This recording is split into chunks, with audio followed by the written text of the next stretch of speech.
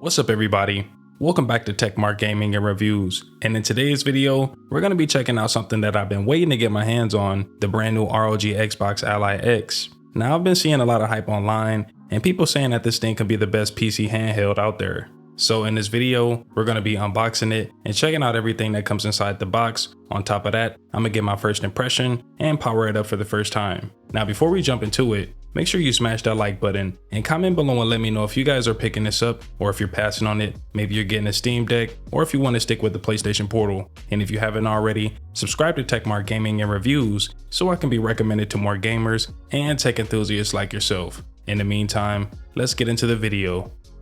If you want to know what's inside the box, then I got you. So first off, ASUS always kill it with the presentation. Just look at this box. It has a really nice design, and you can see that Xbox also has a partnership with them. So this is really going to be nice to unbox for you guys. I'm gonna go ahead and peel off the plastic. On top of that, there's two tabs that I'm gonna go ahead and rip off so I can go ahead and open up the box.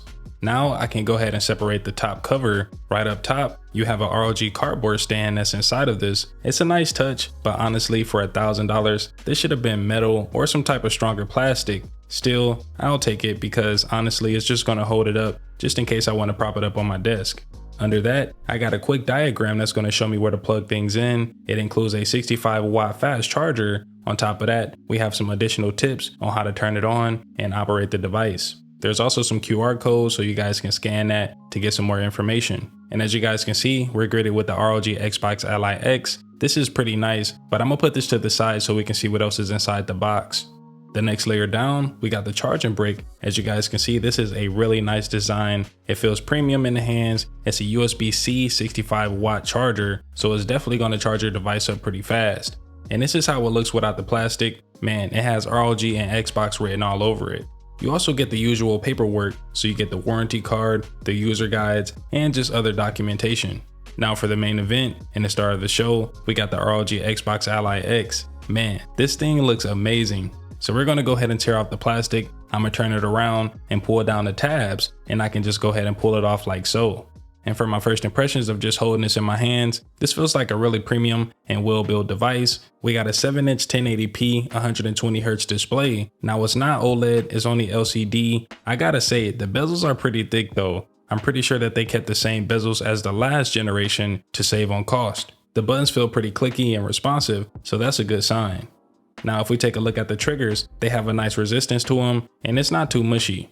Around back, you have a really solid design. There's a strip that catches the light, so it's like a holographic shine, which is pretty dope to see in person. And yeah, we also have some programmable back pedals, so it's good for shooters or racing games. And I gotta say, the grips are pretty nice. I kinda wish that they were a little bit more wider like the PlayStation Portal, since I'm used to it, but this still feels like a solid controller. Up top, we got our vents, our power button that's going to double as a fingerprint reader. Next to that, we have a 3.5mm headphone jack for your headphones, a micro SD card slot, your external speaker, some volume buttons, some power indicators. Next to that, you have two USB-C ports. One is going to charge your device and the other is going to be for data. At the bottom, you got your serial numbers and all of the important things about the device. And if we take a look at the front, man, let me tell you, this thing feels super crispy. The analog sticks is on point, it's nice and smooth. The D-pad feels nice and clicky and responsive. We also get a few other buttons like an Xbox button, which is not on the previous handhelds, so this is going to be pretty cool to test out. We also have a menu and view button for the Armory Crate and Command Center, so we can toggle different performance profiles. On the right side, we got our A, B, X, and Y buttons, alongside with a few other ones, and we have another analog stick, which is pretty nice. Now when it comes down to just holding this, man, it feels pretty decent in the hands. I think that this is a really nice PC, gaming handheld PC at that. So if I compare it up to the PlayStation Portal as far as lightness go, I always will say that the PlayStation Portal feels a lot better in the hands just because it doesn't have those internal components that the ROG Ally X have. This is a cloud streaming device, but if you guys want to see a full in-depth review and comparison, then be sure to let me know in the comments below. And this is how it looks with the stand. As you guys can see, this fits in pretty nice. If you guys want to prop this up and maybe put it on your desk or game setup, then this is always ready to go, which is pretty cool. All right, let's go ahead and boot this thing up. Out the box, I tried to turn it on, but it had no battery power. So I'm going to go ahead and get the charger and plug it in. So now I'm gonna go ahead and hold down the power button that's gonna boot up the device. The first logo that we have is ROG, and then we also have another logo that has an Xbox and an ROG icon as well, signifying their partnership.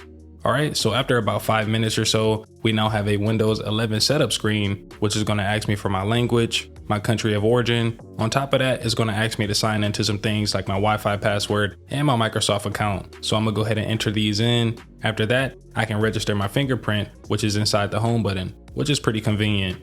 After the whole setup process, it took roughly about 2 hours, which is pretty crazy, but hey, it's a Windows PC after all.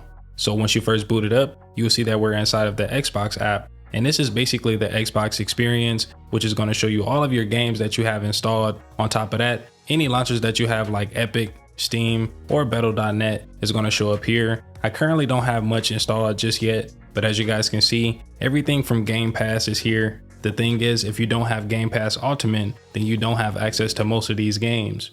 If you go into the next tab, you'll see a list of games that you can actually purchase, or if you want to go ahead and sign up with Game Pass, you can do so and have access to multiple games. There's 3 tiers, so choose wisely. The next tab below, you have your cloud streaming games, so you can stream up to 100+ games that's available in the cloud, so you necessarily don't have to download it to your device. You can always just use your internet and pull it down from there. And they actually have some pretty decent games like Helldivers 2, Call of Duty, NBA 2K26, and much more. And lastly is the store, which is pretty redundant. This is basically going to show you all of the games that's up for sale without Game Pass, so you can still be able to, purchase your games and download them to your device. Now, if I click the Xbox button, we get a control center with multiple tabs. So the first one, you can basically open up your most recent games and applications right from here. So we have Steam pre-installed, so I can click into that and it's going to open up the full application, so I can go ahead and log in and view my library or purchase games, which is pretty nice because we're not tied down to the Xbox application store. So I'm gonna go ahead and download a few games and see how this plays. So be sure to get subscribed. Some more features inside the control center is being able to adjust the volume. You can also turn up the screen brightness or turn it down, which is pretty good. And we'll cover some more of this in a future video. So overall, after spending some time with it, I gotta say this device is pretty sweet. The display pops, the design is futuristic, and once you get it set up, it runs pretty smooth. Now this is my first handheld PC. Coming from a console, this is definitely a change just because I'm running with Windows 11, and there's a lot more updates and tweaks that I have to make before gaming. Now if you guys want to check out the accessories that I picked up, then I'll leave a card in the top right corner of this video once that video is released. And if you found this video valuable, be sure to smash that like button and comment below and let me know if you guys picked up the ROG Xbox Ally or if you guys are sticking to console. And if you guys haven't already, subscribe to TechMark Gaming and Reviews so I could be recommended to more gamers and tech enthusiasts like yourself. In the meantime, I'll see y'all in the next one. Take care. Deuces.